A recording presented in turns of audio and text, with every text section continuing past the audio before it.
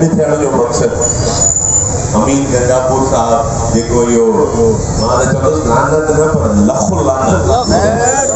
हिकिड़े माण्हू ते लानत पर हिन ते लखु लानत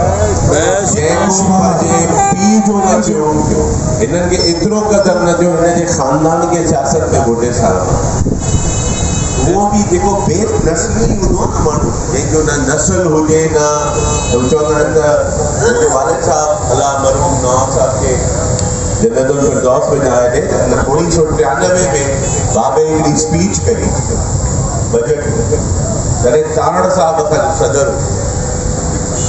बाबा चयो त जॾहिं क्वीन जा ग़ुलाम हुयासीं त क्वीन जॾहिं कुतो धारी थी न त उहा बि ख़बर हूंदो त हिन जो नसुल छा आहे हिन जो पीउ छा आहे हिन जो ॾाॾो छा आहे असांखे त इहा बि ख़बर कान्हे न तारण साहब जो पीउ कोन्हे असांखे त इहा बि ख़बर कान्हे गंडापुर जो पीउ केरु आहे न्याज़ी जो पीउ केरु आहे हिते नसुल आहे ई कान्हे बेनसुली ऐं भुटे साहब ते ॻाल्हाइण लाइ मां त अफ़सोस थो थिए हिन जी क़यादत खे अचणु खपे हां असां असेंबली में वेहंदा आहियूं मां हर वक़्तु हिननि खे चवंदो आहियां त बाबा तव्हां सियासत कयो असांजी परफॉर्मेंस ते ॻाल्हायो चओ त असां चीफ मिनिस्टर कमु सही न कयो असांजे मिनिस्टर कमु न कयो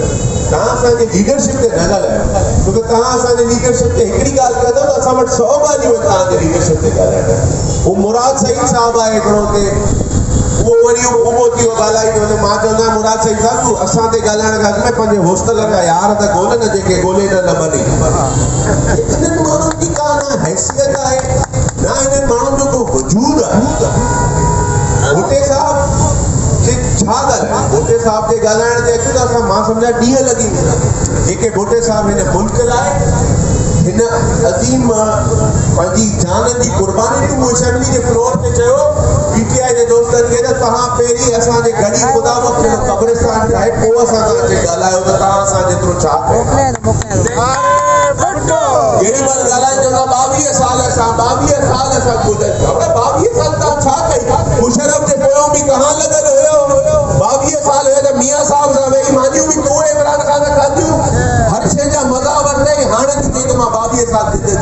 जिद्दोजहद ईअं न थींदी आहे भला अॼु ॾींहुं ॿुधायो मेरे साहिबा जे काफ़िले ते बम ब्लास्ट थिए थो जे असांजे लीडरनि जे मथां बम हिन जे मथां छो न हिनखे त खप लॻे थी त मुट जो थो हिन ख़ुदा जा बंदो ॻाल्हायो असां सां सियासत कयो असां बदफ़ैली न कयो अचो सियासत कयो वेहो असांजी परफॉर्मेंस ते ॻाल्हायो असां को ग़लति कमु कयो हुजे असांखे चओ बाक़ी तव्हां स्टेज ते वेही गंडापुर साहब ॻाल्हाए पियो न मां चवां थो त तोखे चैलेंज थो कयां कराची अॼु तूं चईंदो न कराची में वधि में वधि तव्हांजा एमपी ज़िंदा अचो कराची में तूं ॻाल्हाए ॾेखार त टंगू बाहूं भॼंदासीं इंशाअल्लाह ताला पाकिस्तान पीपल्स पार्टी जा वर्कर पंहिंजे पार्टी जे लाइ पंहिंजे क़यादत लाइ मरण बि ॼाणंदा जीअण बि ॼाणंदा ऐं इंशाअल्लाह ताला असां हिननि खे 2023 में भरपूर शिकस्त ॾेई पंहिंजो बिलावल साहब खे प्राइम मिनिस्टर पाकिस्तान बि करे ॾेखारींदासीं हिननि खे ऐं जेके हिननि खे शिकस्त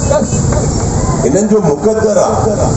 राति जो निंड में हुया सुबुह जो उथिया त प्राइम मिनिस्टर थी विया इमरान खान पाण चयो त मूंखे यकीन कोन पियो आहे तव्हां प्राइम मिनिस्टर थी विया जेको माण्हू चए पियो त मां कोलैबोरेशन गवर्नमेंट न कंदुसि अॼु हू केॾी महिल काफ लीग जे दरवाज़े ते वेठा आहिनि त केॾी महिल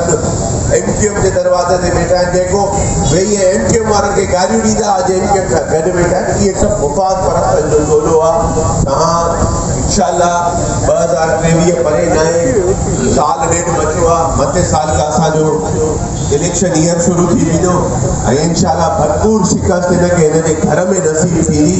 ऐं इंशाअल्लाह हिकिड़ी तव्हां 2023 में बिलावल साहब खे प्राइम मिनिस्टर करे तव्हांखे असां सभिनी मिठाई